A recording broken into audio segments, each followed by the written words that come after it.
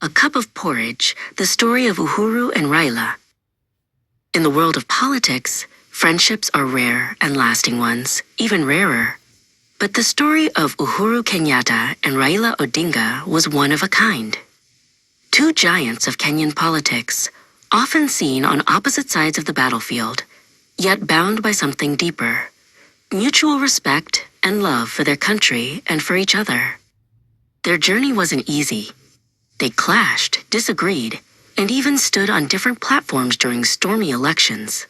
But through all the political chaos, one thing remained constant: their private friendship, one that many didn't see, but those close to them could never deny. One day, long after their famous handshake that changed Kenya's political course, the two met quietly at Raila's Karen home. No cameras, no press, just two old friends, talking about life, family, and dreams they still had for their country. And there, over laughter and stories of the past, they shared a humble cup of hot porridge prepared by Mama Ida. It was simple, but to them, it meant peace, trust, and a bond that no election could break. Uhuru lifted his cup and smiled.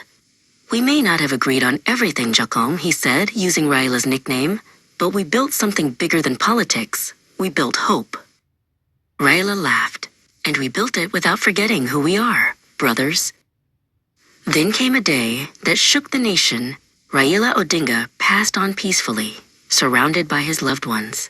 The news swept through the country like a storm. But no heart was more broken than Uhuru's. He sat quietly, staring at an empty chair where Raila once sat.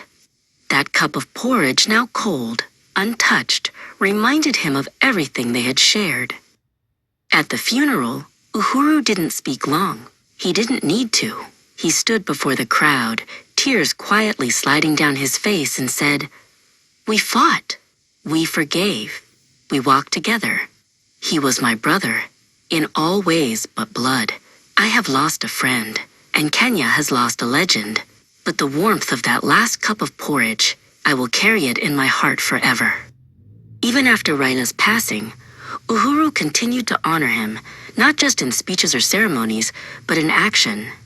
He supported unity efforts, visited Raila's family often, and made sure the dream they shared lived on. And in every quiet moment, when Uhuru sat alone in his garden, he would sometimes ask his aide, "Tafadhali, niwekea uji kidogo. Please, bring me a little porridge." Because in that cup, he found memories, and in those memories, he found peace.